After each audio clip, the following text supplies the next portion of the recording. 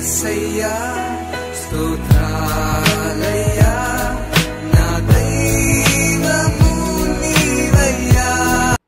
శుభోదయం. క్రీస్తు యేసునందు ప్రియమైన దేవుని బిడ్డలారా, మన రక్షకుడైన యేసుక్రీస్తు యొక్క పరిశుద్ధ నామములో మీ అందరికి కూడా ఉదయకాల శుభాలు తెలియజేస్తున్నాను. దేవుని యొక్క మహాకృపను బట్టి దేవుడు ఈ 9వ మాసం 1వ తారీఖు నుంచి చివరి దినం వరకు కూడా దేవుడు మన వెన్నంటుని నడిపించి మరొక నూతనమైనటువంటి ఈ దినాన్ని దేవుడు మనకిచ్చినందుకు మనం ఎంతగానో దేవునికి కృతజ్ఞులమై ఉన్నాము.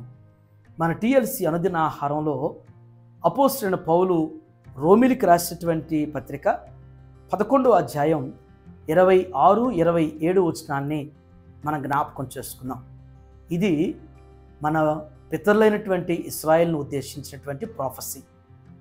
ఈ ప్రాఫెసీలో చాలా శ్రేష్టమైనటువంటి భావాలు దాగి ఉన్నవి. ఆనాటి మన పితరులకి, నేడు ఇజ్రాయెల్ దేశంలో ఉన్నటువంటి యూదులైనటువంటి వారికి, నేటి దేవుని బిడ్డలైనటువంటి విశ్వాసులైనటువంటి మనందరికి కూడా ఈ ప్రాఫెసీ వర్తించేటువంటిది.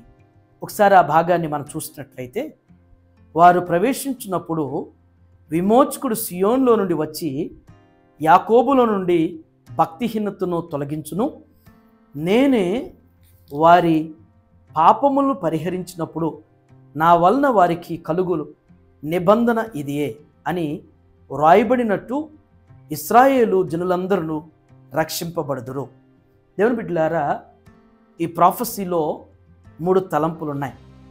మొదటి తలంపు ఏంటంటే, విమోచకుడు సియోన్లో నుండి వచ్చి యాకోబులో నుండి భక్తిహీనతను తొలగించును. విమోచకుడు సియోను నుండి వస్తాడు. విమోచకుడు అంటే మన యేసయ్య. 2000 సంవత్సరాలకు పూర్వం మరి విమోచకుడిగా, మరి మనలందరినీ విడిపించడానికి విమోచకుడిగా వచ్చాడు. మనల్ని విమోచించాడు. సమస్తమైనటువంటి వాటి నుంచి మనల్ని విమోచించాడు. ఈనాడు మరి యూదులైనటువంటి వారు ఇజ్రాయెల్ దేశంలో మరి వారు ఉన్నటువంటి పరిస్థితులన్నీ కూడా ఎరిగిన పరిస్థితి. మరి యాకోబులో ఉన్నటువంటి భక్తిహీనతను, మరి యూదుల్లో ఉన్నటువంటి భక్తిహీనతను ఈనాడు ఆయన తొలగించబోతున్నాడు. ఇంతకు మునుపు యూదులైనటువంటి వారు మరి యేసుక్రీస్తు విమోచకుడు అంటే వారు అంగీకరించేవారు కాదు, వారు ఒప్పుకునేటువంటి వారు కాదు. ఇప్పుడిప్పుడు యూదుల్లో అనేకులు యేసుక్రీస్తుని అంగీకరిస్తున్నారు. యేసుక్రీస్తును ఆయన ఒక మరి సేవియర్గా, మరి ఆయన ఒక లిబరేటర్గా, ఆయన ఒక విమోచకుడుగా, ఆయన ఒక రక్షకుడుగా యూదుల్లో ఇప్పుడిప్పుడే పరివర్తన అనేటువంటిది ప్రారంభమైనటువంటిది. ఈ భక్తిహీనతను విమోచుకున్నటువంటి యేసుక్రీస్తు వారిలో నుంచి తొలగిస్తున్నాడు. 2వ తలంపు, నేను వారి పాపములు పరిహరించినప్పుడు అంటున్నాడు. నేను వారి పాపములు పరిహరించుతున్నాను. మరి పరిశుద్ధుడు, నిందారహితుడు, నీతిమంతుడు మాత్రమే పాపుల్ని మరి పవిత్రులుగా చేయగలిగినటువంటి వాడు. మన యేసు స్వామి పరిశుద్ధుడు, ఆయన నీతిమంతుడు, ఆయన నిందారహితుడు. పిలాతే సాక్ష్యం ఇచ్చాడు, ఇతనులో నాకు ఏ దోషము ఏది కనబడలేదు అనేటువంటిది పిలాతు 2000 సంవత్సరాలకు పూర్వం తీర్పు తీరుస్తున్నప్పుడు యేసుస్వామి విషయంలో జ్ఞాపకం చేశాడు. మన ప్రభు ఆయన మన పాపాల నుంచి మనల్ని విడిపించేవాడు, మన దోషాల నుంచి, మన శాపాల నుంచి మనల్ని విడిపించేవాడు, మనల్ని పరిహరించేవాడు మన ప్రభు.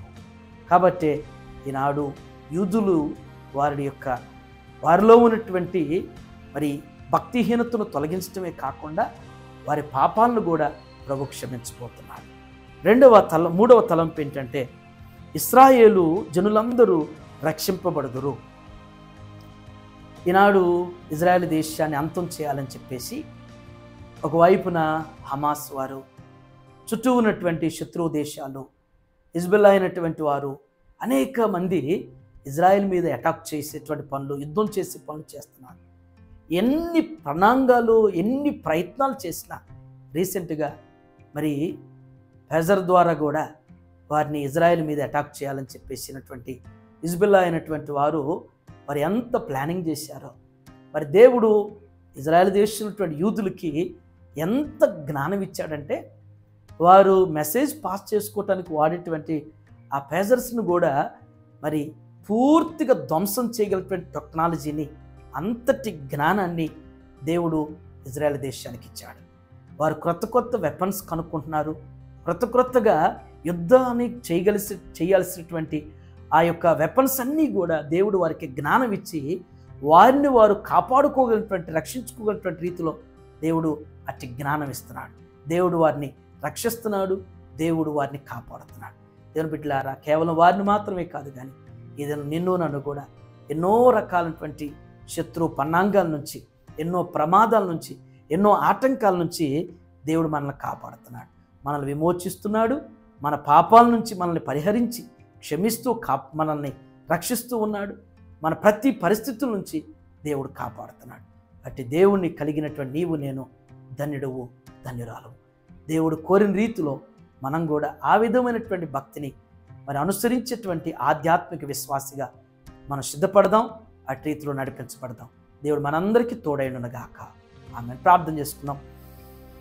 ప్రేమ నమ్మకమైన మా ప్రభువా, మీకు వందనాలు చెల్లిస్తున్నాం. ఈ ఉదయంనైనా ఒక ప్రాఫెసీ ద్వారా మా అందరితో మీరు మాట్లాడిన విధానం బట్టి మీకు వందనాలు దేవా.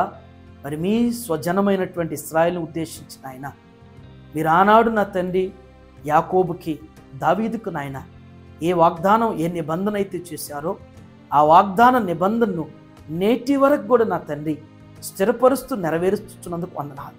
వారిని విమోచిస్తూ ఉన్నారు, వారి పాపాలు పరిహరిస్తూ ఉన్నారు. అత్యరీతిగా నాయన వారిని దేవా మరి ఎన్నో పరిస్థితుల నుంచి కాపాడుతున్నందుకు నీకు వందనాలు. మమ్మల్ని కూడా నా తండ్రి దేవా ఎన్నో పరిస్థితుల నుంచి విమోచిస్తూ దేవా తెలిగి చేసిన ప్రతి దోషాన్ని, ప్రతి పాపాలని నాయన పరిహరిస్తూ నాయన మమ్మల్ని రక్షిస్తున్నటువంటి మా రక్షకుడా మీకు వందనాలు చెల్లిస్తున్నాం. ఏ ఉదయం నాయన ఎందరైతే నా టీఎల్సీ అనుదిన ఆహారం చూస్తున్నారు, ఈ మాటలు వారి హృదయాలు స్థిరపరచండి. గొప్ప విమోచకుడు అని, దేవ మా పాపాలు క్షమించేటువంటి రక్షకుడని మిమ్మల్ని పరిపూర్ణంగా నాయన విశ్వసించి అంగీకరించి ముందుకు సాగుటకు మీ కృపద ఇచ్చేయండి. దేవా ఈ దినం మీ బిడ్డలు చేయనటువంటి వారి పనుల్లో, వారి ప్రయాణాలు, వారి బాధ్యతలు మీరు తోడేని నడిపించిన ఆయన మీ నిత్య నిబంధనను దేవా మీ బిడ్డలైనటువంటి మా అందరి పట్ల స్థిరపరచుచు నెరవేర్చుతున్నందులకు మీకు లెక్కలేనటువంటి కోటాను కోటి స్తుతులు చెల్లిస్తూ యేసునామంలో ఈ ప్రార్థన మీకు సమర్పించున్నాను తండ్రి. ఆమేన్. దేవుడు మిమ్మల్ని దీవించునుగాక.